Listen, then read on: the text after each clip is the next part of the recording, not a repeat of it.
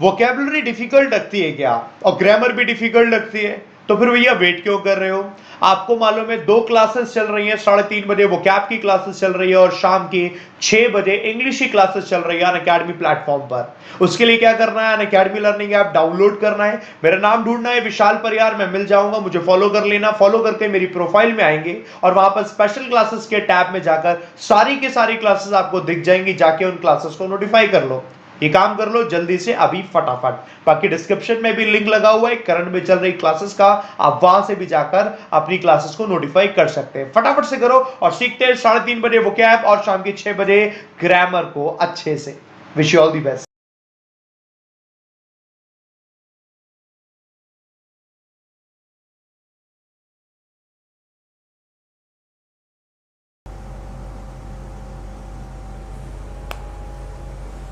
नमस्कार, स्वागत है आप सभी का इंडिया के number 1 study channel wifi study के एक और नए चैनल जिसका नाम है बैंकर्स वे। मेरा नाम है विशाल परिहार। शुरू करते हैं आज की क्लास। आज है डे 2। 500 क्वेश्चंस करो, IBPS PO बनो, ये हम लोगों ने मुहिम स्टार्ट की है। मैक्सिमम जितनी भी इसकी क्लासेस होंगी हर एक क्लासेस को लो और इसका फायदा उठाओ। आप लोगों में से कितने ऐसे लोग हैं, कुछ सवालों से शुरुआत करता हूं मैं, जिन्होंने कल की क्लास देखी थी FAS, तो एक बार मुझे नंबर 1 लिखकर जरूर बताएं कि जी सर बिल्कुल देखी थी हम लोगों ने कल की क्लास। और जिन लोगों ने कल की क्लास नहीं देखी थी, टाइम निकालकर कल की क्लास जरूर यहां पर देखना। बाकी आज बहुत सारे बच्चे होंगे जो कि आज नए स्टूडेंट आए होंगे, चैनल नया है, स्टूडेंट बहुत सारे नए आए होंगे, तो जितने भी लोग देख रहे हैं पहले एक बार इसे सब्सक्राइब कर लेना, जुड़ जाओ यहां पर और डेली की डेली से पढ़ते जाना। वीडियो आपको पूरा देखना है, पेन नोटबुक अपनी उठा के रखो, जो भी आपके पॉइंट्स आज नए आपको लगते हैं उन सारे पॉइंट्स को आप ना नोट करते जाना और जो भी आपको नया लगता है उसे याद रखते जाना, ठीक है। हम उसको धीरे धीरे करके पढ़ते जाएंगे। जो दिक्कत होगी वो मेरे को बताना कमेंट बॉक्स पे जब आज पूरा वीडियो हो जाएगा। जो भी आज की वीडियो की आपके और भी जो डाउट रह गए होंगे जो क्लास में नहीं हो पाएंगे उसको मैं कल आपके यहाँ पर डाउट्स को लेकर कवर कर लूंगा। अच्छा, दूसरी चीज ये है कि कल हम लोगों ने इसमें पढ़ा था, क्वेश्चंस किए थे, 2 तरीके की क्लासेस में उसे हम कवर कर रहे थे, वो भी मैंने बताया था। मॉर्निंग में सुबह 9 बजे, है ना, आपको मालूम है मॉर्निंग में सुबह 9 बजे हम लोग यहां पढ़ रहे हैं YouTube पर, ठीक है, आप सबको पता है। और शाम को भी क्लास की थी। आप में से कितने लोग हैं जो इवनिंग में आए थे, यानी कि शाम को 6 बजे अनअकैडमी स्पेशल पर आए थे। हम लोगों ने रेस्ट क्वेश्चन वहां पर कर लिए थे। मुझे बता दें आप में से कितने लोगों ने ये वाली क्लास कर ली थी, क्योंकि हम लोगों का कॉम्बिनेशन ही है। अपने पास जिस हिसाब से टाइम बच रहा 45 डेज के आसपास का, उस हिसाब से हम लोगों को 2-2 क्लासेस कर इसे कवर करना होगा। फिलहाल हम इसे ऐसे कवर कर रहे हैं, अगर कोई परेशानी कोई दिक्कत आएगी आपको तो उस हिसाब से मुझे बता देना, वी विल कवर, हम उस हिसाब से उसे कवर कर लेंगे, ठीक है। बाकी हम शुरुआत करते हैं जल्दी से। आज मेरे को ये वाला बता दो कितने लोगों ने ली थी वो क्लासेस, तो मुझे भी पता चल जाएगा। कई सारे लोगों ने ली थी, वेरी गुड। आइए चलिए शुरुआत करते हैं आज की क्लास की। शुरुआत ये करते हैं, ये मेरे सोशल हैंडल है, आप जहां पर नहीं जुड़े मुझसे जुड़ जाना, स्पेशली टेलीग्राम है। कल मैंने बोला था टेलीग्राम ज्वाइन कर लेना, उसमें मैं PDF दे दूंगा, PDF नहीं दे पाया था मैंने कॉम्बिनेशन कर दिया और आज मैं पक्का बता रहा हूँ, पक्का PDF दे दूंगा मैं, और डेली PDF दे दिया करूंगा, मेरे दिमाग से उतर गया था, है ना। तो इंग्लिश बाय विशाल से ग्रुप ढूंढोगे मिल जाएगा। बाकी सोशल हैंडल आप जहां नहीं जुड़े वहां जुड़ जाना, ये फेसबुक से लेकर तमाम चीजों पर। अनअकैडमी की क्लास कैसे लेते हैं, simply Unacademy learning app download करके इंस्टॉल करना है। मेरा नाम ढूंढेंगे, वहां पर आप विशाल परियार में मिल जाऊंगा, मुझे फॉलो कर लेना। फॉलो करके मेरी प्रोफाइल में आप अंदर एंट्री करोगे, प्लस पे टैप करोगे तो प्लस के कोर्स मिल जाएंगे और स्पेशल पे टैप करोगे तो स्पेशल कोर्स मिल जाएंगे। शाम की क्लास स्पेशल क्लास पर होती है, वहां पर आपके शाम के 6 बजे वाली क्लास यहां मिल जाएगी, उसे नोटिफाई कर लेना। बाकी अपने मोबाइल फोन में अलार्म भर के रखो, कोई दिक्कत नहीं होगी। प्लस कोड ज्वाइन करना चाहते हो तो प्लस कोड ज्वाइन करना, इस कोड का इस्तेमाल करना, BB10, 10% आपको डिस्काउंट मिलेगा। बाकी जो कॉइन्स है उसका इस्तेमाल करना और इसका सब्सक्रिप्शन ले लेना 12 महीने का। शुरुआत करते हैं क्लास की बच्चे, क्वेश्चन देखेंगे हम एक एक करके। कल हमारे कई सारे क्वेश्चन हो गए थे, मैं आपको बता देता हूं क्वेश्चन।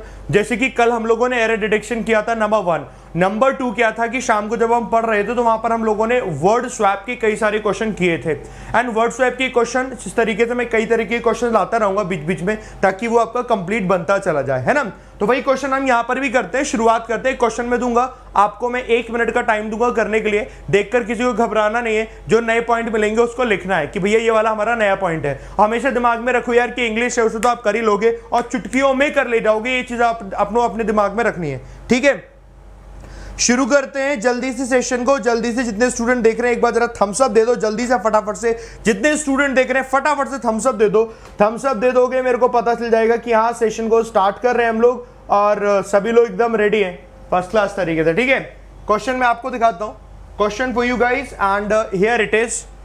क्वेश्चन आपके सामने है और इस क्वेश्चन के लिए टाइमर भी मैं लगा दे रहा हूं। ये रहा अपना टाइमर, ठीक है। कम ऑन, 60 सेकंड ले रहे हैं हम लोग, करें इसका आंसर।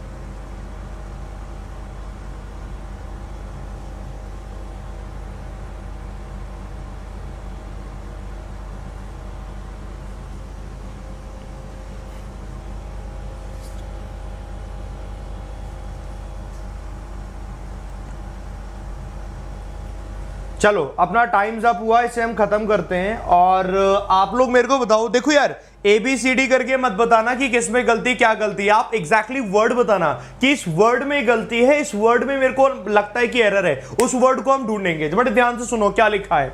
एनवायरमेंटलिस्ट, एनवायरमेंटलिस्ट वो होते हैं जो एनवायरमेंट के पूरी तरीके से, उसके जो साइंटिस्ट होते हैं वो एनवायरमेंटलिस्ट है।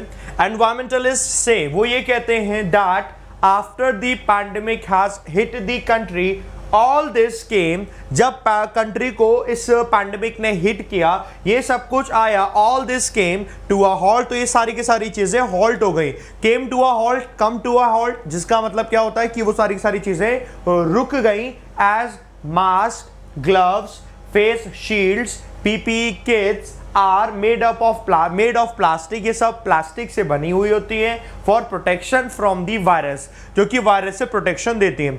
हमने ये सब कुछ पढ़ा। आप लोगों के दिमाग में एक चीज सबसे पहले मैंने कल बताई थी, वो आज भी ध्यान रखो। जब कभी भी एक सेंटेंस को आप पढ़ते हो, सबसे पहली चीज दिमाग में रखनी है टेंस को लेकर। जो टेंस आपका दिया है उसके हिसाब से आपका पूरी की पूरी वर्ब यूज होनी चाहिए। लेट्स फिगर आउट सेंटेंस हमारा क्या है। एनवायरमेंटलिस्ट ऐसी बात कहते हैं, वो ये बात कहते हैं कि ऐसा हुआ वैसा हुआ है, जो भी किसी बात को कहते हैं। ये तो आपका प्रेजेंट बना, तो हम लोगों ने दिमाग लगाया कि यार ये तो आपका प्रेजेंट बन रहा है, से लिखा हुआ है, यानी यहां से स्टार्ट हुआ जो, तो वो तो दिया हुआ है आपका प्रेजेंट।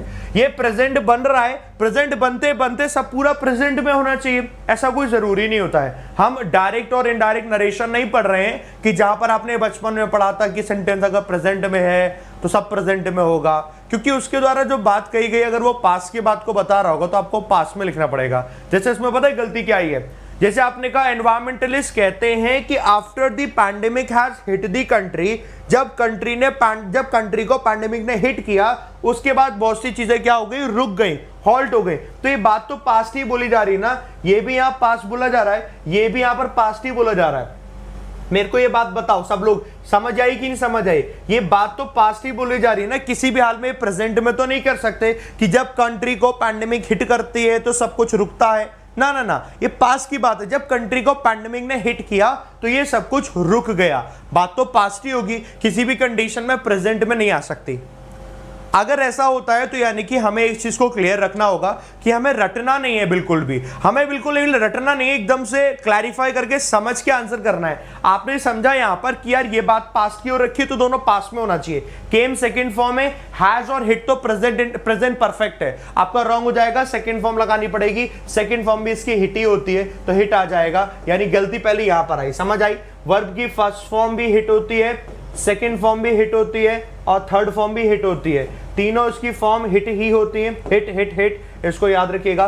पहली गलती सबको समझ में आई? मेरे को एक बार सब लोग बोल के बताओ, फटाफट से बोल के दिखाओ एवरीबॉडी। हैड नहीं करोगे, पास्ट नहीं, परफेक्ट नहीं लगाओगे, सिंपल सेकंड फॉर्म लगा दोगे। परफेक्ट हम तब लगाते हैं जब दो काम हमारे सामने हो रखे होंगे, बाकी सिंपली पास्ट लगा दो, क्योंकि एक व्यक्ति कोई बात कहता है कि एनवायरमेंटलिस्ट कहते हैं कि जब ऐसा हुआ तब वो हुआ, जब ऐसा हुआ तब वो, कोई चीज को नरेट कर रहे हैं यहां पर। ये बात सबको समझ में आ गई कि पास्ट है, हमने पास्ट उसको बनाया। हैड मत करो, सिंपली सेकंड फॉर्म करना पड़ेगा। हैड तो हम तब करते हैं जब दो काम हुए होंगे, एक व्यक्ति दो काम कर रहे हैं या दो व्यक्ति वो काम कर रहे हैं, एक काम पास्ट में पहले हो गया, एक उसके बाद में हुआ, तो वो बात तब की होती है। समझ गए बात? तो अपना ये पहली गलती सबको समझ में आ गई, तो मैं रेस करता हूं उसको, ठीक है। सिंपली पास करोगे, पास परफेक्ट नहीं करोगे, ये चीज भी ध्यान रखना। तो अपना पहला समझ में आ गया, इसको ना नोटबुक में नोट कर लो एवरीबॉडी, नोटबुक में इसको नोट कर लो अपनी पहली चीज, तो ये समझ में आ गई। आगे बढ़े, as mask, gloves, face shields and PPE kits are made of plastic. तो तुरंत दिमाग में चला सर वो पास थे तो क्या ये भी पास बनेगा? नहीं, हमें रटना नहीं है, वही वाली बात याद रखिएगा। हमें क्या करना है, ये देखना है कि सेंटेंस बना किस में। जब हम कह रहे हैं ये सारी की सारी चीज किससे बनी है? प्लास्टिक से बनी है, तो क्या हम ये कहेंगे कि ये चीजें प्लास्टिक की बनी थी? नहीं ना, ये जनरलाइज बात हो रही है। जब जब जनरलाइज बात होगी वो हमेशा आपका प्रेजेंट में जाएगा। ये प्रेजेंट है, इसमें कोई गड़बड़ नहीं है। Are made of plastic for protection. Protection आपको जिससे मिलती है ना, कि आपको इस चीज से बचाया जा रहा है, इस चीज से बचाया जा रहा है। जिस चीज से बचाया जाता है, तो सबसे बड़ी दिक्कत है हम हिंदी से इंग्लिश बना लेते हैं। हमें लगता है इससे बचाया गया है, से का मतलब है कि फ्रॉम लगा दो, ऐसा नहीं होता है। हम क्योंकि हिंदी की इंग्लिश निकालते तो गड़बड़ हो जाती है। जिससे प्रोटेक्शन मिलती है उसके लिए आपको प्रीपोजिशन अगेंस्ट यूज करनी पड़ती है। क्या यूज करनी पड़ती है? अगेंस्ट यूज करनी पड़ती है। यानी दूसरी गलती आ गई, protection against the virus. Virus से प्रोटेक्शन मिल रही की बात हो रही है, तो प्रोटेक्शन अगेंस्ट दी वायरस आएगा। नाउ टेल मी, क्या ये क्लियर हुआ आप लोगों को? सब लोग मेरे को बोलो, क्या ये क्लियर हो गया सभी को? प्रोटेक्शन अगेंस्ट लगाएंगे, protection against the virus, protection against the fever, protection against any disease, protection against whatever. जिस भी चीज से आपको प्रोटेक्शन चाहिए या प्रोटेक्शन की बात हो रही है, वहां पर आपको अगेंस्ट प्रीपोजिशन को यूज करना पड़ता है, नॉट दी फ्रॉम। दूसरी क्लियर हो गई चीज। ये मैं ऐसी चीजें बता रहा हूं, देखो प्रीपोजिशन तो बहुत सारी होती हैं, आपको कितनी याद होंगी सवाल ये है, बट हाँ उतनी याद होनी जरूरी है, which are very very important, है ना, जो बहुत ज्यादा इंपॉर्टेंट है। ये सबको समझ में आ गया तो मेरे को बोले यस सर एब्सोल्युटली समझ में आ गया, पूरी तरीके से, बढ़िया तरीके से। फिर मैं बढ़ता हूं आगे अपने नेक्स्ट क्वेश्चन की तरफ, जो यहां पर आपको अगले क्वेश्चन में बहुत सारी चीजों को बताएगा। तो एक बार स्क्रीनशॉट ले लो इसका, जो नोट करना वो नोट कर लो। मैं आगे बढ़ता हूं, और यहां जो स्टूडेंट आ रहे हैं, सीख रहे हैं, तो बिना थम्सअप दिए नहीं जाएंगे। सीखते जा रहे हैं तो मेरे को यार थम्सअप जरूर देना। जो भी पॉइंट लगे आपको अच्छा लग रहा है, आप थम्सअप जरूर देकर जाएंगे, ठीक है। अगले क्वेश्चन की तरफ पढ़ते हैं। देखो, आपका कोई चीज रह जाए ना कि सर ये मेरे को रह गया या फिर ये डाउट है ना, तो मुझे कमेंट में करके बताना, ठीक है। दूसरे दिन मैं उन डाउट्स को ले लूंगा, मतलब आराम से शांति से, मेरे को पता हो गया डाउट है, then we will discuss, don't worry, ठीक है। चलो सेकंड क्वेश्चन आया है और इसको देखेंगे। मोर देन वन पार्ट में एरर है, जैसे ये वाला किया था वैसे ये करना है आपको। जरा करके दिखाएं, 1 मिनट का टाइम ले रहे हैं।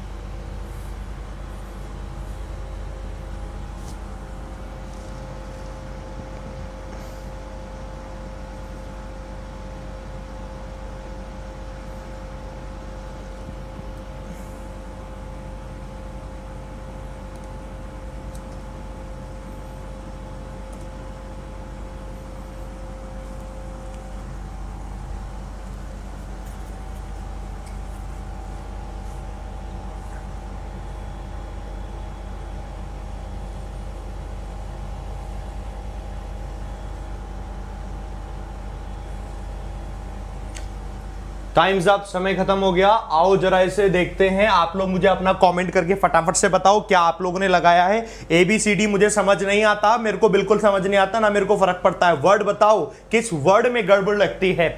मैं पढ़ता हूं क्या बोला जा रहा है। When the initial battles in the Revolutionary War broke down, जब शुरुआत की इनिशियल जो बैटल्स थी यानी जो लड़ाई झगड़े थे वो क्या हुए, रिवोल्यूशनरी वॉर में ब्रोक डाउन हुए। मुझे नहीं मालूम ब्रोक डाउन का मतलब क्या है। इन अप्रैल 1775 में फ्यू कॉलोनिस्ट, कुछ कॉलोनिस्ट थे, डिजायर्ड कंप्लीट इंडिपेंडेंस, वो चाहते थे, उनकी इच्छा थी कि कंप्लीट इंडिपेंडेंस हो। कहां से? फ्रॉम ग्रेट ब्रिटेन से उन्हें कंप्लीट इंडिपेंडेंस मिले। एंड दोज, और वो लोग हु डिड, जिन्होंने ऐसा किया, वर कंसीडर्ड एज रेडिकल, उन्हें रेडिकल माना गया। उन्हें माना गया कि भैया वो रेडिकल थे। रेडिकल का मतलब होता है प्रोग्रेसिव थे, आगे की सोचने वाले थे, फ्यूचर के बारे में सोचने वाले थे। ब्रेक डाउन का ब्रेकिंग डाउन कर दो सर। अच्छा, जबरदस्ती अपनी इच्छा के अकॉर्डिंग हम कुछ नहीं करेंगे, हमें वो करना होगा जो सही होगा। एक एक करके पॉइंट पकड़ते हैं। सबसे पहला आपके दिमाग में जो डाउट आया होगा, व्हेन द इनिशियल बैटल्स, कि सर बैटल्स प्लूरल है, इसका सिंगुलर कर दो। ऐसा कुछ नहीं करेंगे, मैं बार बार बताऊंगा। अगर पूरी इंग्लिश में कोई भी नाउन चाहे सिंगुलर दिया हो चाहे प्लूरल दिया हो, जैसा दिया होगा वो वैसा करेक्ट माना जाता है, उसको हम कभी भी चेंज नहीं करते। सिंगुलर तो सिंगुलर करेक्ट माना जाएगा, प्लूरल है तो प्लूरल करेक्ट माना जाएगा, ये बिल्कुल करेक्ट है, जब तक कि कोई रिजिड कंडीशन ना हो कि भैया से सिंगुलर करो कि भैया से प्लूरल करो, है ना। So when the initial battles in the Revolutionary War broke down है break down का मतलब मैं बता दूं क्या होता है। break down का मतलब होता है रोना, एकदम से फूट पड़ना, बोलते हैं रो गए। break down का मतलब होता है to cry, यानी रोना। क्या यहां पर टू क्राई का कोई लेना देना है? हाँ या ना करके बता दो, कौन रो रहा है यहां पर? कोई नहीं रो रहा है, रोने की बात ही नहीं हो रही यहां पर। तो यानी कि ब्रेक डाउन दिया है, एब्सोल्युटली रॉन्ग है। कुछ और होता तो हमारा यहां पर सही होता, मेरी बात समझ आ रही है? कुछ और होता तो यहां पर हमारा सही होता। ब्रेक डाउन नहीं करेंगे किसी भी कंडीशन में। सबको क्लियर हो रहा है?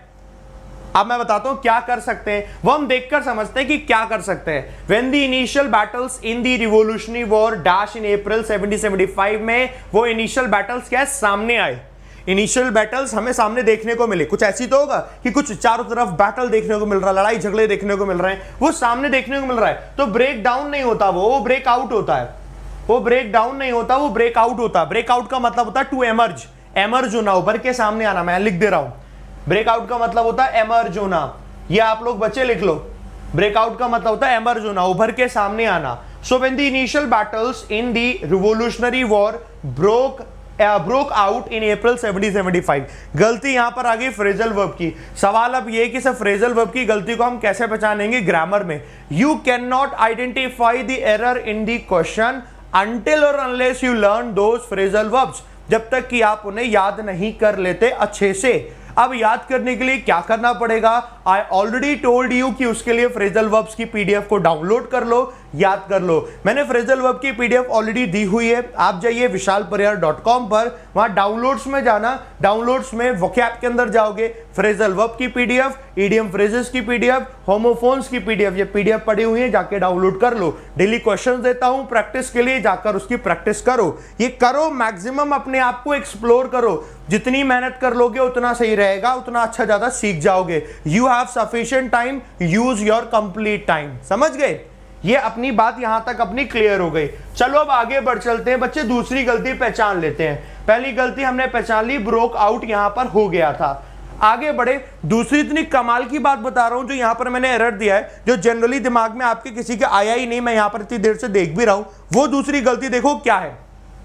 आपने पढ़ा यहां फ्यू कॉलोनिस्ट, कुछ कॉलोनिस्ट थे, डिजायर्ड, पास की बात है, ठीक है, क्योंकि ये भी पास चल रहा है, कोई दिक्कत नहीं है। वो क्या चाहते थे? कंप्लीट इंडिपेंडेंस मिले फ्रॉम ग्रेट ब्रिटेन से, बिल्कुल ठीक है। एंड दोज, और वो लोग हु डिड, जिन्होंने ऐसा किया पास्ट में, वर कंसीडर्ड, उन्हें माना गया कि वो क्या है? रेडिकल है। जब कभी भी ये वर्ड आता है ना कि यू आर कंसीडर्ड, आपको माना जाता है एक स्टूडेंट की तरह, आपको माना जाता है एक कैंडिडेट की तरह, आपको माना जाता है एक बढ़िया असेट की तरह, आपको माना जाता है किसी भी तरीके से। तो जिस तरीके से माना जाता है वो तरीका हम सुनने में ऐसा लगता है कि हमें एज वहां लगाना चाहिए। You are considered as a student, you are considered as intelligent, you are considered as wise, आपको समझदार की तरह माना जाता है। ना, आप समझदार हो, आपको वहां एज लगाने की जरूरत नहीं है। वी यूज एज जब वहां एग्जाम्पल की तरह देते हैं। हमने कहा आपको समझदार की तरह माना जाता है। You are considered as intelligent. Why as intelligent? You are considered intelligent. समझे? हम यहां जो भी लगाएंगे बिना एज के लगाएंगे, यहां पर एज लगाने की जरूरत नहीं है। समझे मेरी बात को? कितने लोग समझ चुके इस बात को, मेरे को बताएं। Sir we got it. एक बार सभी लोग मेरे को बताएं, कितने लोग समझे इस बात को? एवरीवन, कितने लोग समझे इस बात को? समझ गए ना? हाँ, तो आपको ये सुपरफ्लस हो गया क्योंकि कंसीडर्ड है, कंसीडर्ड ने खुद बोल लिया कि आपको ये माना जाता है। Why we are using as here, as use नहीं करेंगे। So this is the second thing, everyone should know it. हर किसी को पता होना चाहिए, जिसको नहीं पता उसने अपने दिमाग में रख लीजिए, नोटबुक में नोट करके रख लीजिए। आपको इसको लेकर, डेट को लेकर, डेज को लेकर भी मैंने बहुत सारी एरर इसमें अगले अगले क्वेश्चन में बनाई है, उनको नोट करेंगे और आगे बढ़ेंगे। बट आगे बढ़ने से पहले मेरा एक सवाल है आप सभी से, ये बताओ, आप लोगों से मैंने कल एक बात बोली थी, अपने अपने मोबाइल फोन में अलार्म सेट कर लेना। कितने लोगों ने अलार्म सेट कर लिया मॉर्निंग 9 AM का? कितने लोगों ने अलार्म सेट कर लिया मॉर्निंग 9 AM का? 9 AM होते ही आपको यहां पर आना है और डेली यहां पर स्टडी करनी है, पढ़ना है। क्या लिखने वाला हूं? स्टडी लिखने वाला था, सीधा डंडा हो गया। समझ गए? कितने लोगों ने किया एक बार यस करके बताओ। जिन्होंने नहीं किया है मैं आपको लिटरली बता रहा हूं, डेली के डेली आप अलार्म सेट कर लो, उसे कर लेना। 2-3 चीजों के लिए अलार्म बोला था, इसके लिए अलार्म सेट कर लेने के बोला था। वेबसाइट में जो क्वेश्चन मैं बोलता हूं क्विज में, vishalpariyar.com पर जाकर वो क्विज डेली करने हैं 5 क्वेश्चन, उसके लिए अलार्म सेट करना है अपना दिमाग में, ताकि आपका प्रैक्टिस बनी रहे। तीसरी चीज मैंने आपसे बोली थी, जो आपके प्रीवियस ईयर पेपर है वो करने हो, चाहे मॉक पेपर करने हो, ये भी आपको मैंने वेबसाइट पे अपलोड कर रखे, जाके डाउनलोड कर लेना। ये करने के लिए भी मैंने बोला था अलार्म सेट कर लेना। Have you done it? How many have you done it? कितने लोगों ने ऐसा कर लिया है? जिन्होंने कर लिया है बहुत अच्छी बात है, जिन्होंने नहीं किया बेटा कर लो, क्योंकि देखो यही चीजें हैं जो कि आपको ना आगे ले जाती हैं, यही चीजें हैं जो आपको दूसरों से अलग बनाती हैं। आप दूसरों से अलग बनोगे, आप डिसिप्लिन रहोगे, आप अपने समय का सही इस्तेमाल कर पाओगे और आपकी रेगुलरिटी भी बनी रहेगी। तो रेगुलरिटी तभी बनेगी and you need to do it, आपको वो करना पड़ेगा at any cost. Question guys आप लोगों के लिए ये है, ऊपर ज्यादा जा नहीं रहा, मैं इसे को यहां कर दे रहा हूं, ठीक है? यहां कर दे रहा हूं, ऑप्शन से मत जाओ यार, सीधा आंसर बताना। यहां सबको दिख रहा है, 1 मिनट का टाइम दे रहा हूं, ठीक है? Come on guys, do it. आराम से करोगे, कर ले जाओगे, घबराना नहीं देख कर कि क्वेश्चन बड़ा है। यू कैन डू इट, मैं हूं, डोंट वरी।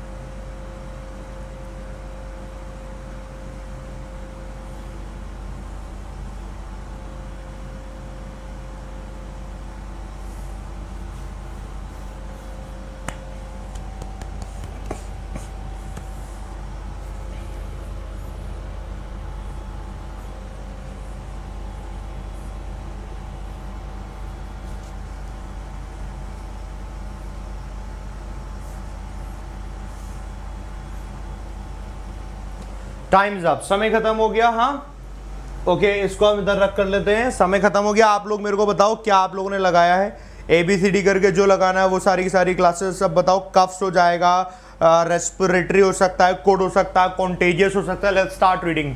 इन्फ्लुएंजा और फ्लू, इन्फ्लुएंजा और फ्लू इज अ वायरस, ये एक वायरस है। जब कभी भी स्टार्ट कर रहे हो आप, स्टार्ट करते हैं आपको सब्जेक्ट मिला है कि इन्फ्लुएंजा लिखा है, फिर बीच में और लिखा है, फिर फ्लू लिखा है। हमेशा याद रखो यहां पर जो भी वर्ब आएगी ना इसके बाद, हमेशा सेकंड सब्जेक्ट के अकॉर्डिंग आएगी। सेकंड सब्जेक्ट क्या लिखा है? फ्लू लिखा है, यानी सिंगुलर होगा तो इसलिए सिंगुलर। आप लोगों के दिमाग में ये चीज आ सकती है, इन्फ्लुएंजा और फ्लू, आर तो नहीं होगा तो आर नहीं होगा, वो हमेशा एक ही सब्जेक्ट के अकॉर्डिंग आता। अगर यहाँ फ्लू की जगह कोई प्लूरल सब्जेक्ट दिया होता तो प्लूरल वर्ब हो जाती। फर्स्ट वाले से कोई लेना देना नहीं है, फर्स्ट में चाहे सिंगुलर लिखा हो चाहे प्लूरल दिया है। ये आपका और के साथ में, अगर और से 2 सब्जेक्ट कनेक्ट होंगे। जिन लोगों को ये बात पता है दैट इज गुड, जिनको नहीं पता note down in your notebook, सब लोग इसे नोट डाउन जरूर कर ले, ठीक है? अच्छा आगे बढ़ते हैं। इन्फ्लुएंजा और फ्लू इज अ वायरस, ये एक वायरस है दैट अटैक्स, जो अटैक करता है। यहां से अपना दिमाग चलने लग जाएगा शुरू कि प्रेजेंट में बात हो रही है, अटैक करता है, ये प्रेजेंट की बात हो रही है। तो अटैक करता है किसको? The respiration system. और जब से कोरोना वायरस आया, you all very well know, respiration system नहीं होता, that is the respiratory system. हमारी सांस लेने वाला जो सिस्टम होता है पूरा, इनहेल और एक्सेल करने वाला, that is respiratory system, not the respiration system. बाकी ग्रामर के अकॉर्डिंग देखोगे तो ग्रामर के अकॉर्डिंग ये आपका नाउन है, यहां पर आपको एडजेक्टिव चाहिए होता है, ठीक है? ये जिसको नहीं मालूम ध्यान से सुन लो, नाउन से पहले क्वालिटी जो बताएगा वो आपको एडजेक्टिव चाहिए होगा। तो गलती आपकी बच्चे यहां पर आ गई, रेस्पिरेटरी होना चाहिए, ठीक है? तो हमने को यहां पर लिख दिया रेस्पिरेटरी सिस्टम होगा, ये चीज दिमाग में रख ली, पहली गलती ये हो गई। एवरीबडी नोज इट, सबको पता है। आगे बढ़ते हैं, दूसरी गलती जो कई सारे लोगों ने नहीं पहचान पाए थे। दी फ्लू वायरस इज, फिर से हमने देखा प्रेजेंट में लिखा हुआ है, the flu virus is highly contagious, काफी कॉन्टेजियस है। कॉन्टेजियस मतलब बहुत ज्यादा तेजी से फैलता है, इतना है। तो हमने देखा कॉन्टेजियस है, ये आपका एडजेक्टिव है। एडजेक्टिव की जो क्वालिटी बताता है ना बच्चे, जो एडजेक्टिव क्वालिटी बताता है वो एडवर्ब होता है, इससे पहले एडवर्ब होना चाहिए, हाईली एडवर्ब है, यानी बिल्कुल ठीक है, अभी तक कोई दिक्कत नहीं है, बिल्कुल ठीक है। कॉन्टेजियस एडजेक्टिव है, उससे पहले एडवर्ब होना चाहिए, हाईली एडवर्ब है, एब्सोल्युटली करेक्ट है, कोई दिक्कत नहीं है। आगे बढ़े। When an infected person, जब कोई एक इन्फेक्टेड पर्सन कफ खांसता है, प्रेजेंट की बात हो रही है, तो जो वर्ब होगी उसमें एस और एस लगेगा। कफ आपका नाउन भी होता है, कफ आपका वर्ब भी होती है ना। तो यह आप ध्यान रखना पड़ेगा। स्नीज, स्नीज आपका नाउन भी होता है, स्नीज आपकी वर्ब भी होती है ना।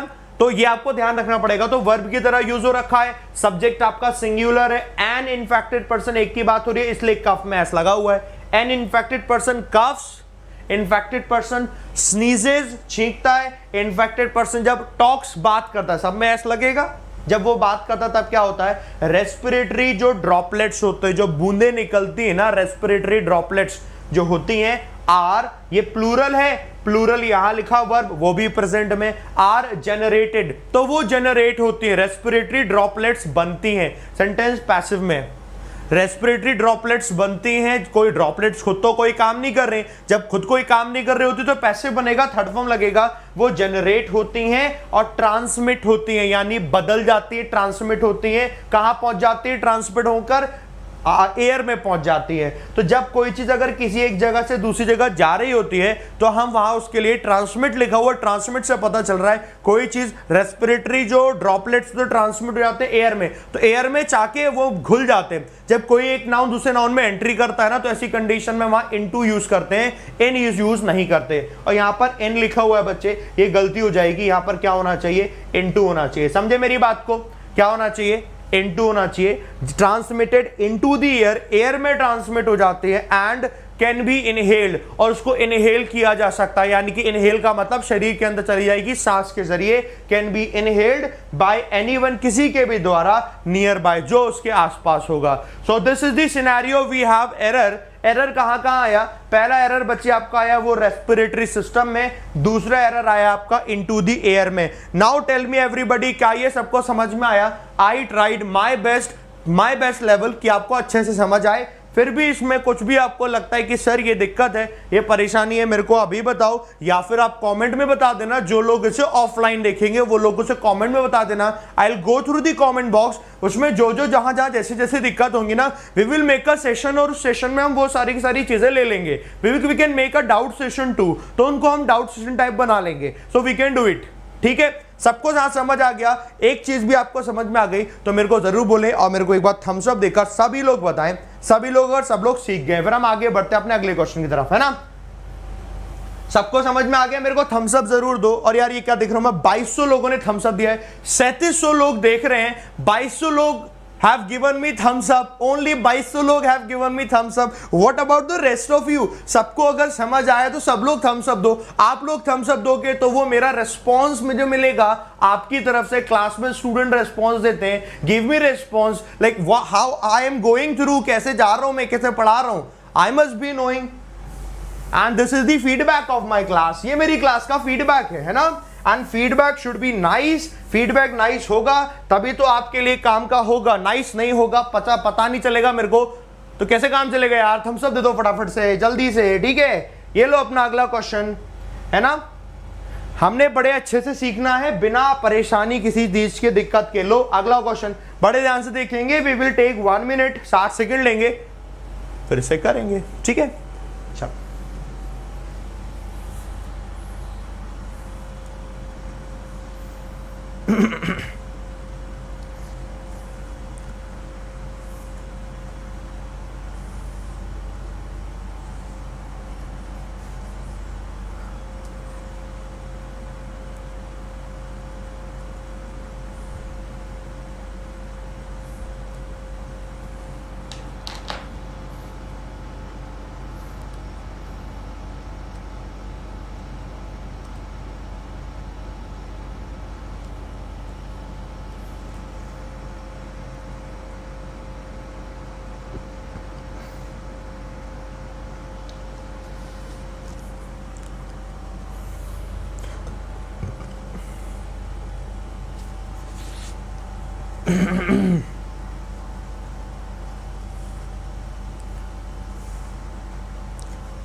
चलो भैया, अपना 1 मिनट हो गया पूरा।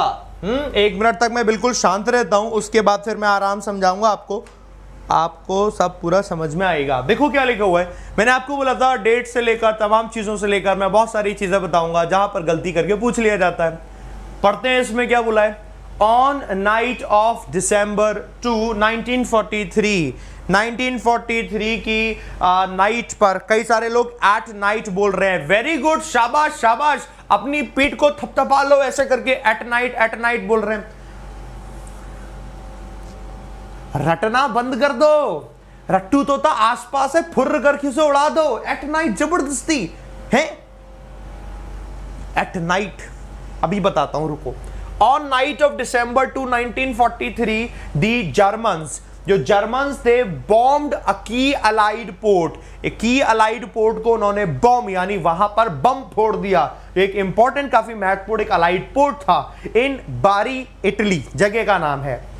सिंकिंग 17 शिप्स, जिसकी वजह से 17 जो शिप्स थी वो सिंक यानी डूब गई, killing more than 1000 American British serviceman, जिसमें 1000 से ज्यादा अमेरिकन ब्रिटिश सर्विसमैन मारे गए, एंड 100 ऑफ सिविलियंस भी मारे गए।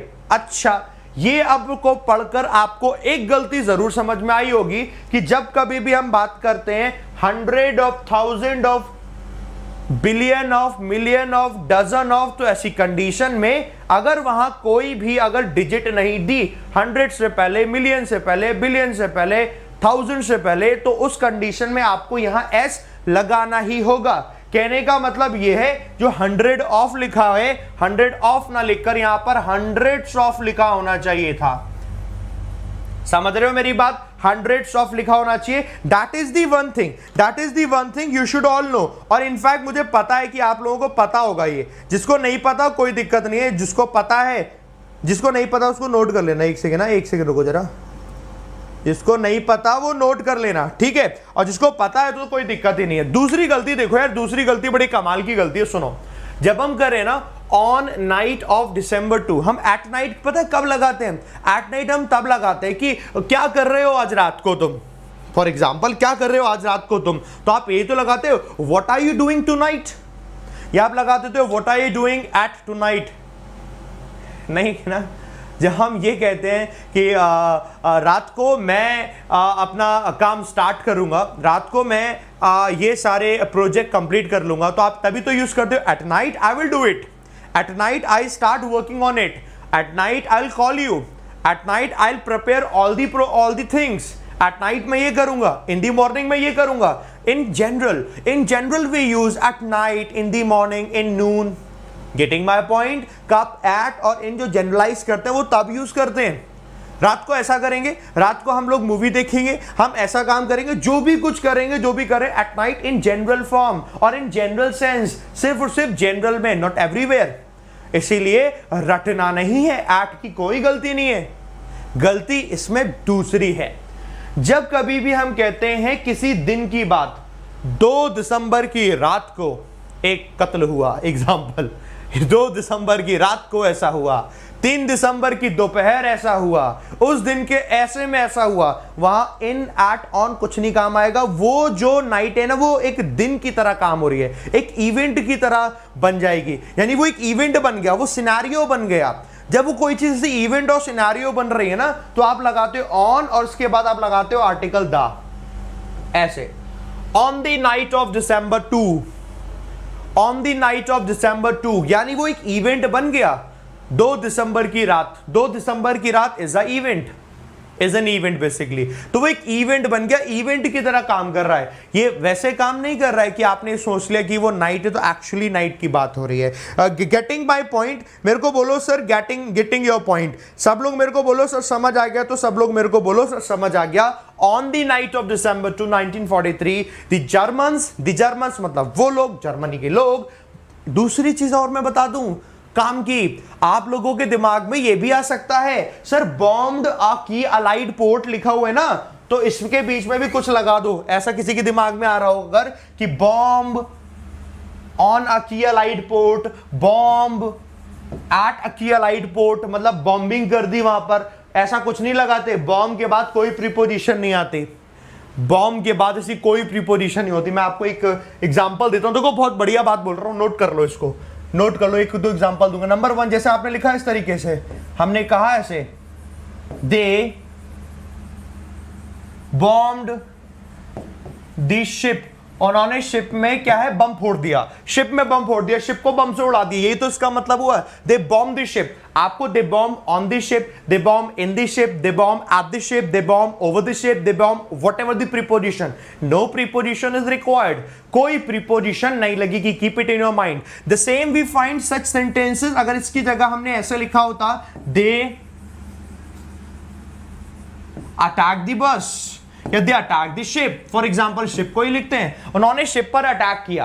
Again we do not use any preposition, usually दिमाग में रहता है they attacked on the ship, they attacked at the ship, ऐसा करके कुछ लिखा होगा तो पूरा गलत है। We do not require any preposition, कोई प्रीपोजिशन यहां पर नहीं लगती। ये बिल्कुल वैसे ही है जैसे कि आप अगर इसको सेंटेंस को ऐसे लिखो, दे डिस्कस्ड द इशू, उन्होंने इशू को डिस्कस किया, they discussed about the issue नहीं, they discussed over the issue नहीं। We do not need any preposition, कोई प्रीपोजिशन की इसमें जरूरत नहीं होती है। क्या ये बात आपको समझ में आ गई? इसको नोट कर लेना और ध्यान रखना। अब हमें कैसे पता चलेगा सर, सवाल ये बनता है हमें कैसे पता चलेगा सर, ऐसे तो बहुत सारे वर्ड होंगे, हमें कैसे पता चलेगा? हम तो सर पता चलेगा, आपको प्रैक्टिस करनी पड़ेगी, बहुत प्रैक्टिस करनी पड़ेगी और एकदम बिल्कुल फोकस्ड होकर। मैं आपको प्रैक्टिस की 2-3 चीज़ें बताता हूँ, वो बहुत ज़्यादा फोकस्ड होकर प्रैक्टिस करनी पड़ेगी। बात सबको समझ में आ गई ना? मैं आपको बताता हूँ, प्रैक्टिस मैंने आपको 2-3 चीज़ें बताई है ना, उसमें से प्रैक्टिस करो, खूब सारी प्रैक्टिस करो, खूब सारी प्रैक्टिस, और विदाउट डिले, बिना कुछ करके डेली आप कोशिश करो एक पेपर तो ज़रूर सॉल्व करो, डेली कोशिश करो एक पेपर। मैं आपको लिटरली बता रहा हूँ, एज अ स्टूडेंट मैं सोचता हूं डेली एक पेपर सॉल्व करने की कोशिश करो। वो एक पेपर चाहे आप बच्चे प्रीवियस ईयर पेपर जो मैंने बोला है vishalparya.com से जाकर डाउनलोड कर लेना, प्रीवियस ईयर पेपर, चाहे आप ये कर पा रहे हो, चाहे आप मॉक पेपर जो मैं वहां दे देता हूं मॉक पेपर ले लो, वो प्रैक्टिस कर लो, चाहे आप उसे कर लो, है ना। चाहे आप क्या है कि नंबर ऑफ क्वेश्चंस जो क्विज की फॉर्म में मैं देता हूं उसे प्रैक्टिस करो, do it, but do it on a regular basis. Once you do these questions on a paper or a quiz or anything else, तो क्या होगा, नंबर ऑफ कॉन्सेप्ट्स आपके सामने ऑटोमेटिकली आएंगे and you will automatically get those concepts जो आपको शायद नहीं आते थे, वो आपको आने लग जाएंगे। And it needs a practice, बहुत प्रैक्टिस की जरूरत है, यू कैन डू इट, आपको करनी भी पड़ेगी हालांकि, तो कर लेना, कोई दिक्कत नहीं है, परेशानी आए मेरे को बताना, ठीक है। आगे बढ़ते हैं यहां पर, है ना, सही है, समझ आ रही है ना मेरी बात। पीडीएफ नहीं मिलता, अरे तुम कितना रोते हो यार, पीडीएफ नहीं मिलता, पीडीएफ नहीं मिलता। एक क्लास हुई है, एक क्लास में तुम्हें पीडीएफ चाहिए, रोए पड़ता था, पीडीएफ नहीं मिलता। पीडीएफ मिल गया होता तो इस क्वेश्चन का आंसर भी कर दिए होते, पीडीएफ मिल गया होता तो हम पहाड़ तोड़े आते। पहाड़ तोड़ने की जरूरत नहीं है, ठीक है, पीडीएफ मिल जाएगा यार, आज मिल जाएगा, टेलीग्राम ज्वाइन कर लेना, रो मत, रोते रहते यार, जो चीज नहीं मिली उसके लिए रो रहे, जो मिल रहा है उसको तो थैंक यू बोल दो कभी, विशाल सर थैंक यू। हर बात पे रोगे तो कैसे काम चलेगा? क्वेश्चन है यहां से लेकर यहां तक, इस क्वेश्चन को देखकर जो रोया, अरे इतना बड़ा क्वेश्चन, उसका कुछ नहीं होगा, लेकिन जो नहीं रोया कोशिश करके उसका आंसर करने की कोशिश करेगा वही जीतेगा। लो करो इसे क्वेश्चन, देखते हैं कौन जीतता है। 1 मिनट का टाइम है, मैं बिल्कुल साइड हो गया, बताएं।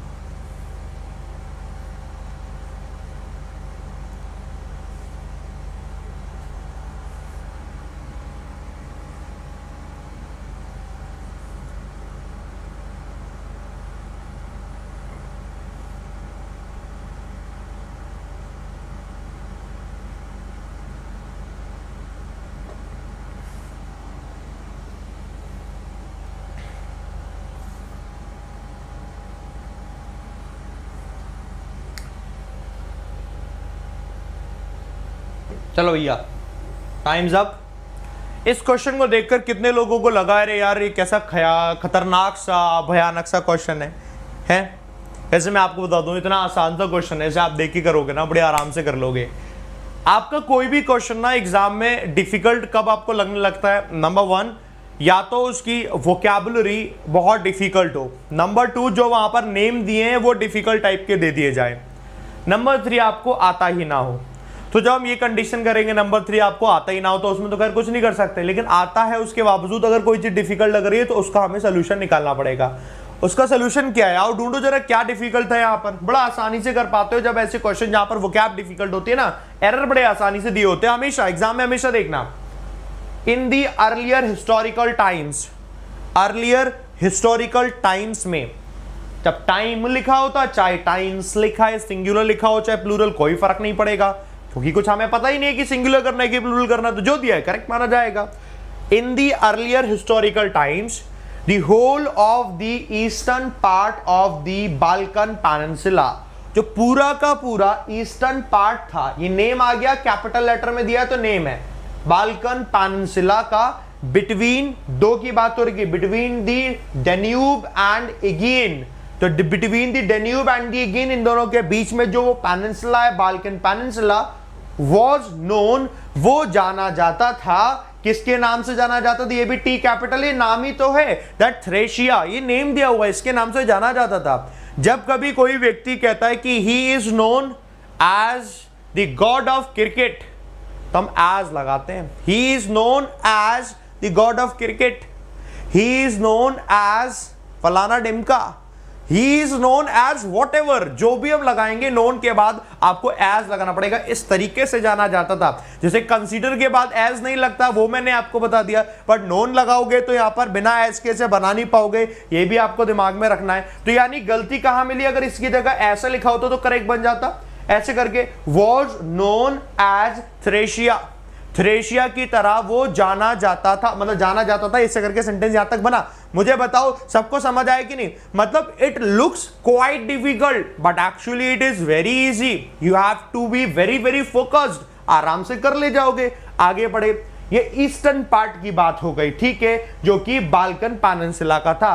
अब आगे वाइल द वेस्टर्न पार्ट है, that is north of the 41st degree of latitude, जो कि लैटिट्यूड का 41st डिग्री का नॉर्थ का जो हिस्सा है वॉज टर्म्ड, उसको बोला जाता था, नेम यहां पर दिया है एलेसियम, तो आपका नेम यहां पर दिया है एलेसियम, तो यहां पर दिया है टर्म्ड, टर्म्ड के बाद आपका एज नहीं लगता कि टर्म्ड एज, टर्म्ड के बाद डायरेक्टली लगेगा। जैसे नोन लगा दिया, नोन के बाद आपको एज लगाना पड़ेगा, वो टर्म्ड के बाद आपको एज नहीं लगाना पड़ेगा, क्योंकि टर्म का मतलब वो उसको उसका नाम दिया गया है। जैसे कंसीडर लगाते हो तो कंसीडर के बाद एज नहीं लगाना होता, ऐसे याद रखो, टर्म्ड लगाएंगे तो टर्म के बाद आपको एज नहीं लगाना होगा। दिमाग में हमने इसको भी रख लिया, ये भी बड़ा आसान है। आगे दी लोअर बेसिन, उसी की बात बता रहे जो उसका लोअर बेसिन है ऑफ दी रिवर, रिवर का नाम दिया है वारदर, तो वारदर रिवर है, रिवर से पहले आर्टिकल दा लगता है, वहां पर लिखा है the river Vardar, that is the classical Axios, ये नेम दिया है, was called, उसे बोला जाता था, कॉल्ड के बाद भी कोई एज वगैरह नहीं लगता, जैसे टर्म्ड के बाद एज नहीं लगता, कंसीडर्ड के बाद एज नहीं लगता, कॉल्ड के बाद भी एज नहीं लगेगा, उसको बुलाया जाता ये मैसेडोनिया, नेम है यहां पर आपके सामने सिर्फ नेम दिए, और नेम आपको अगर डिफिकल्ट लग रहे हैं तो उस नेम को सुधारना है आपको, ताकि वो डिफिकल्ट ना लगे। समझ आ रही बात? बाकी तो कितना आसान था। और यही चीज अगर राम श्याम सीता गीता और ऐसे करके कोई चिड़िया पक्षी का नाम दिया होता तो बड़े आराम से कर लेते, कहते बड़ा आसान है सर, इतना आसान आराम से हो गया हमारा, और ऐसा दिया तो डिफिकल्ट, काय का डिफिकल्ट, इससे ज्यादा इजी तो कभी कुछ हो ही नहीं सकता, डोंट यू थिंक?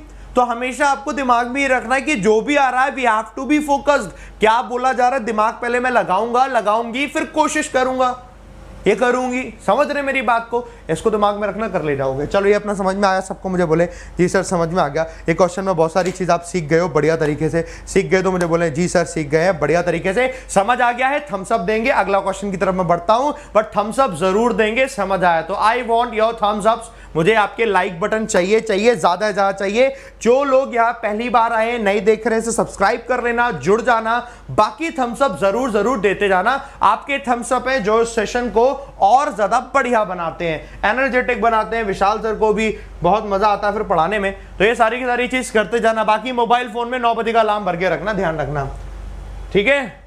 हाँ, पीडीएफ में दे दूंगा, परेशान मत होना कोई, ठीक है। टेलीग्राम पर इसका पीडीएफ मिल जाएगा, क्लास खत्म होने दो, बस 5 मिनट लगेगा, पीडीएफ आपके टेलीग्राम पर मिल जाएगी, गारंटेड। विशाल इंग्लिश बाय विशाल तक ग्रुप लिखोगे मिल जाएगी पक्का, ठीक है। बाकी मेरे फेसबुक से जुड़े रहना, अपडेशन वगैरह भी देता रहता हूं। Question for you guys, come on. आप देखो ये छोटा सा क्वेश्चन है, यू कैन डू इट, करें।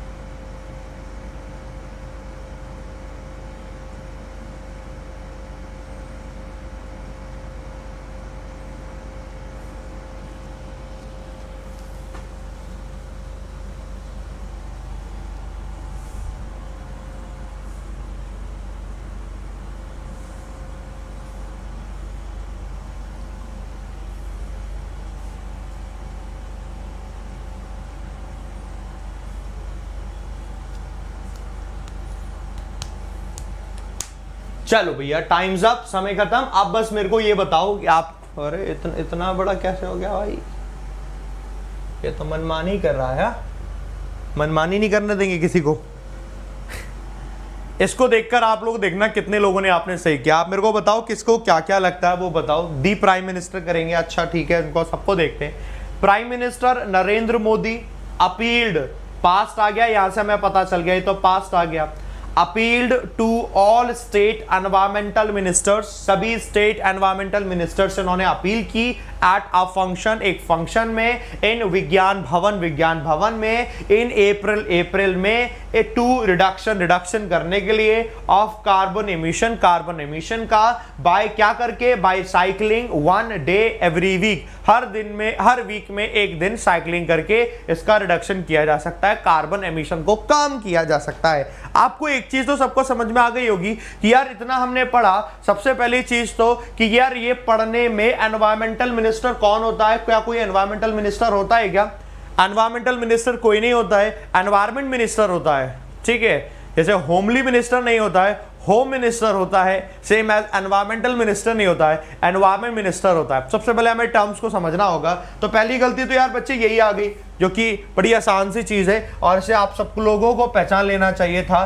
तो आपकी पहली गलती तो ये आ गई, आपने क्या लिखना है, एनवायरमेंट मिनिस्टर लिखना है, ठीक है। ये आपकी पहली गलती तो ये आ गई, एनवायरमेंट मिनिस्टर हो गया पहली चीज, ठीक है। अच्छा, दूसरी चीज, जब आप यही पढ़ रहे थे, प्राइम मिनिस्टर नरेंद्र मोदी ने अपील की to all state environment minister से एट अ फंक्शन में, इन विज्ञान भवन, इन अप्रैल, क्या करने के लिए, जो काम करने के लिए टू लिखा है तो इसके बाद वर्ब की फर्स्ट फॉर्म चाहिए, राइट। टू रिड्यूस आना चाहिए, ना कि reduction. To reduce of carbon emission होना चाहिए, ना कि टू रिडक्शन। समझे दूसरी गलती कहां पर आ गई? अगर रिडक्शन की जगह अगर आपका रिड्यूस दिया होता, that would be the right answer, वो सही आंसर होना चाहिए था। ये बात क्या क्लियर हुई आप सभी को? वो सही होना चाहिए, रिडक्शन नहीं होकर रिड्यूस होना चाहिए। तीसरी चीज मैं आपको बताता हूं, अभी जो आपके अंदर कंफ्यूजन था कि प्राइम मिनिस्टर लिखा हुआ है तो वहां पर आर्टिकल दा होना चाहिए कि नहीं होना चाहिए। जब जनरलाइज हम बात करते हैं, हम आर्टिकल दा लगाते हैं ऐसे करके। अगर ये ऐसे करके लिखा होता ना, देखो, अगर ये ऐसे करके लिखा होता, दी प्राइम मिनिस्टर ऐसे करके, और सेंटेंस लिखा होता ऐसे करके, ऐसे करके सेंटेंस लिखा हो, द प्राइम मिनिस्टर अपील्ड, और ऐसे सेंटेंस लिखा होता, तो आपका आर्टिकल दा बेटे जरूर होता। तब वो जरूर होता है, क्योंकि जब कोई पोस्ट की बात होती है तब हम आर्टिकल दा जरूर लगाते हैं, ठीक है। बट वही अगर ध्यान रखें, अगर हम पोस्ट के बाद में अगर ऐसे लिखा हुआ है, दी प्राइम मिनिस्टर,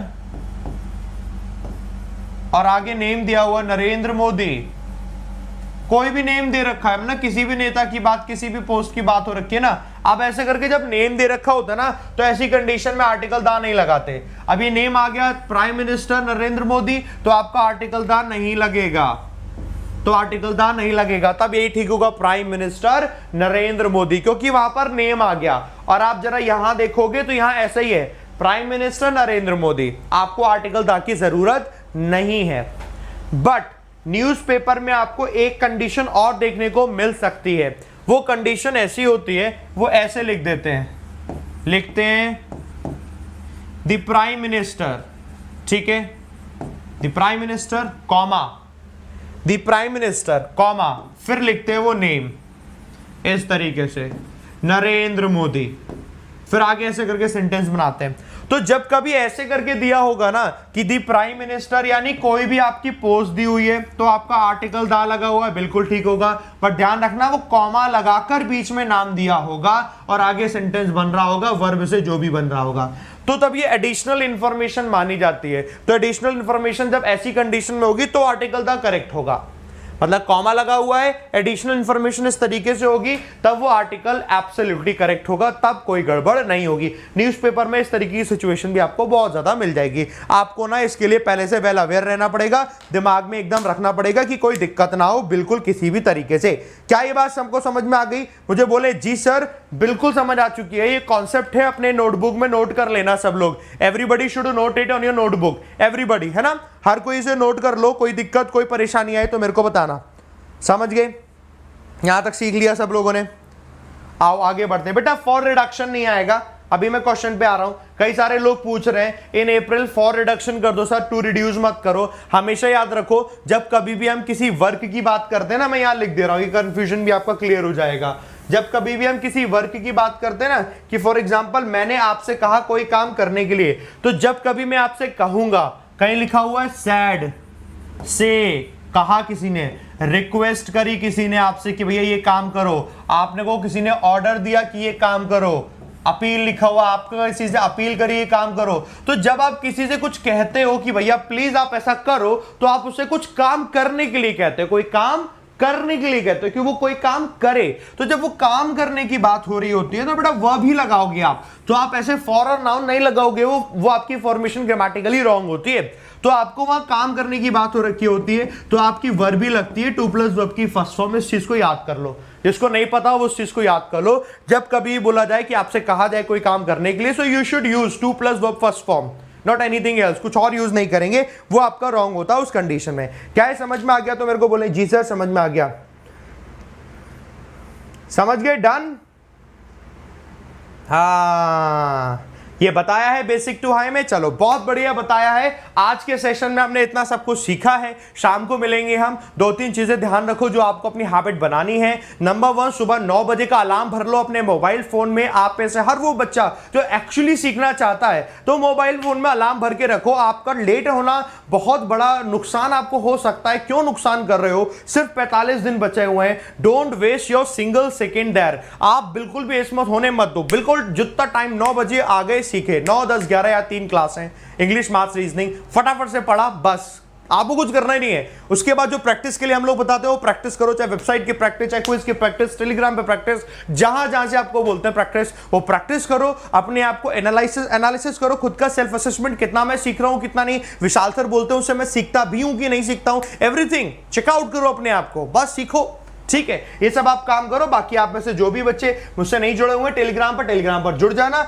आप जब टेलीग्राम पर जुड़ोगे ना, मैं आपको बता देता हूं, आप जब टेलीग्राम पर जुड़ोगे, ये रहा, तो वहीं पर मैं आपको दे दूंगा आज की पीडीएफ। कल वाली पीडीएफ रह गई थी ना, कोई दिक्कत नहीं है। ये ढूंढ लेना, English by Vishal sir group, ये ढूंढोगे मिल जाएगा आपका। ये क्लोज ग्रुप है, इसमें आप मैसेज नहीं कर सकते हो, बट इसमें मैं जो आपको इन्फॉर्मेशन दूंगा वो इन्फॉर्मेशन मिलती जाएगी। तो ये ढूंढ लेना, आपको मैं यहां पर सारी की सारी पीडीएफ दे दूंगा, डोंट वरी। बाकी ये अपना फेसबुक पेज, जो अपने फेसबुक से नहीं जुड़े हो दोस्त, वो सारे जुड़ जाना। बहुत सी इन्फॉर्मेशन मैं देता रहता हूं, अपडेशन, छोटी छोटी वीडियोस को भी शॉर्ट करके वहां पर अपलोड करता रहता हूं। बाकी खत्म करते हैं बच्चे, मिलते हैं आपसे अब कल सुबह 9 बजे। बाकी शाम को यहां मिलेगा अनअकैडमी स्पेशल पर, सुबह 9 बजे मिलते हैं। तब तक के लिए bye bye, take care. Practice करना खूब सारी, जितनी ज्यादा कर सकते हो खूब प्रैक्टिस करना। कल मुझे बताना है ना, कोई दिक्कत हो तो कमेंट करके भी बतानी है आपको सभी को, ठीक है?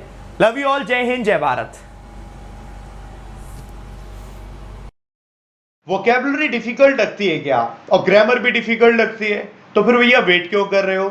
आपको मालूम है 2 क्लासेस चल रही हैं, 3:30 बजे वोकैब की क्लासेस चल रही है और शाम की 6 बजे इंग्लिश की क्लासेस चल रही है अनअकैडमी प्लेटफॉर्म पर। उसके लिए क्या करना है, अनअकैडमी लर्निंग ऐप डाउनलोड करना है, मेरा नाम ढूंढना है विशाल परिहार, मैं मिल जाऊंगा, मुझे फॉलो कर लेना। फॉलो करके मेरी प्रोफाइल में आएंगे और वहां पर स्पेशल क्लासेस के टैब में जाकर सारी की सारी क्लासेस आपको दिख जाएंगी, जाके उन क्लासेस को नोटिफाई कर लो।